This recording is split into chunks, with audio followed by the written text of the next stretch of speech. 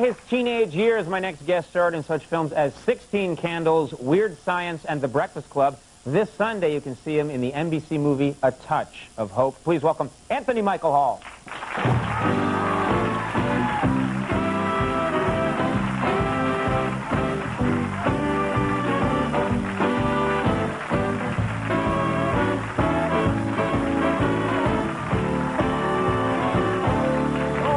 Good to have you. Thank you. Thanks for coming. You go by Michael. Yes, sir. Or Mike. What do you like? Either one. Mike or Michael will work. Okay. Oliver. Let's hear it for the band. Jimmy and the guys, huh?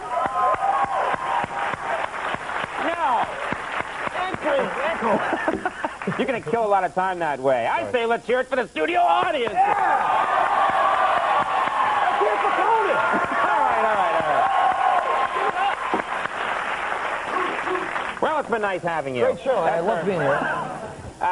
So much to talk about. We're going to talk about. I know you've done an NBC project. We're going to talk about that in just a second. But let's go back to the '80s when we were young, when we were innocent, when we didn't know what was going on. When you were part of the infamous Brat Pack. Right. You were part of the Brat Pack, and I know that it's for you. It must be a little strange because people assume that you were in every Brat Pack movie. Is that right? I mean, they think that anytime Emilio Estevez or Demi Moore was in a movie, you were in the movie also, because you guys were so closely associated. Yeah, and I guess it was just sort of a media device to sort of group everyone together, and, you know, it was funny because people come up to me this day and they mention films like St. Elmo's, you were great in that, man, I loved it, you know, and it's just like, it's the wrong film. You're not in that movie? I wasn't in that at all, I thought actually. you played St. Elmo. I wasn't in? I was convinced.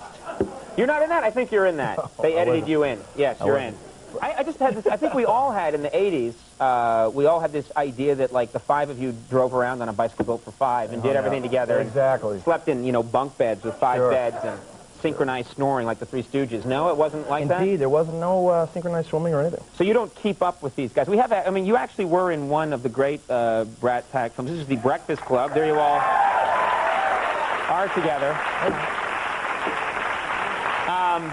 You guys don't keep up. You don't meet at a secret meeting place at times. No. And I think of you like superheroes all coming together. You know. Discussing the old days. No. Yeah, actually. Emilio, good to see you. We must discuss the crisis. You know? No, it doesn't happen like that. No, it doesn't happen like that, unfortunately. Okay. But I bump into people. I've seen Molly and I've seen Judd and different people around. Yeah. Right. Yeah, Well, sometimes you guys get together. Yeah. Okay. Good time working.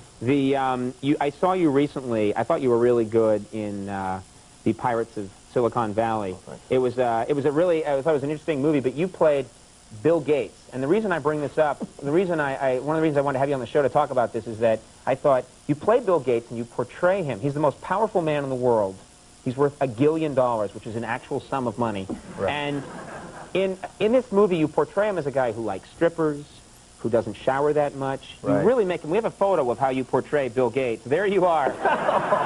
Gates is the one on the right. And I saw you do this, and I thought, if I were you, I'd be afraid, because this is a guy who probably has, like, a secret room where he can press a button and gold robots will attack you. Right, you just implode at some point. Yeah, were you scared about doing that? No, I had a lot of respect for the guy. I just did the reading on him, so to speak. You know, I did my research, and I really enjoyed it. That doesn't matter, though. If he doesn't like the interpretation, it's like, kill the blonde one. Right, exactly. There was not that fear. We just wanted to do our jobs and hopefully fairly represent these guys. Have obviously made a great contribution. So you made your voice, the voice you chose for Bill Gates, right. The way that you mimicked Bill Gates in the movie. I swear, when you watch it, it sounds a little like Kermit. He's got a little bit of a Kermit tone. He has a Kermit tone? Actually, and I had a great coach, a guy named Steve Bridgewater, and one of the things that... why not get Kermit to coach? Why not get Kermit, right. He suggested he actually cut up pieces of a tampon and suggested I stick them in my nose to kind of get to the point at which I would have the sound right. And I did. He was just having fun with you. I'm sorry, Michael. Yeah. This will help you. Are you sure this helps? Oh, yeah. What else did he have you do? Why does sticking my head in a toilet? No, it was actually quite effective because it helped me get to that sort of Kermit tone that he has with. So you had piece of tampon in your nose. Very nice. Yeah. And I understand there's an amazing high from that too. What was the I know a lot of times, and I've had a little vocal training, which obviously failed, but that you have to say certain words over and over again in order to sort of pick up the right vocal tone? Did you have one of like a mantra? Or well, the internet. The internet, you know, he's got this kind of the internet tone, and he's up here with his voice, and it sounds like that alien in the Bugs Bunny movies now. Yeah. We didn't want to go too far. I'll get you, rabbit. Yeah, exactly. A little bit of the Muppets in there. Yeah. Right. Now, this NBC project, a healer, you play a healer, right? Yeah, the guy's name is Dean Kraft. And this is called A Touch of Hope. Touch of Hope. It's based on a book that he wrote, and he's actually a guy who lays hands on people and has had enormous success with it, and actually worked with... To heal them, right. He's not a pervert. No, he's not a pervert. He's actually married. I know plenty of men that lay hands on people. Right. And God doesn't enter into it at all. Right, exactly. But he's a real person who heals people. Real hands-on healer, very interesting guy, and he wrote this book, and the film is a adaptation from the book. And it turned out really great. We had a great crew. We shot in Toronto. And did you believe he could really heal people? The real guy. Actually, he showed up on the set, and he's a really nice guy. He had this sort of strange energy that emitted from his hands, which was amazing. He put Ben Gay on his palm. Yes. Yeah. No, actually, he has a quantifiable talent, which is really interesting. We have a clip here. Yeah. Do we need to know anything before we see it? Well, this is a scene where Conan O'Brien, who plays my partner in the film, we're driving in his car, and we sort of witness a car accident, which is an excuse to meet this woman who I inadvertently sort of heal. And, cool. All right, well, let's take a look at this scene from A Touch of Hope. Yeah.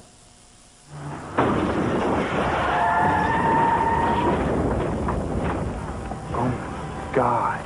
Call 911. No, wait, what are you doing? We gotta get her out of there. Come on, leave it alone.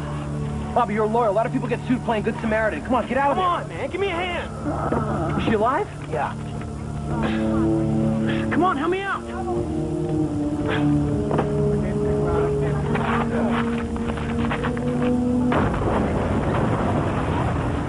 Cars always blow up.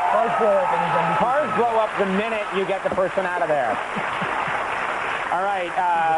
Yeah, A Touch of Hope airs this Sunday at 9 on NBC. Anthony Michael Hall, nice to meet you. Yeah, Pleasure. thanks for coming on the program. Anthony Michael Hall, everybody. We'll take a break. We'll be right back.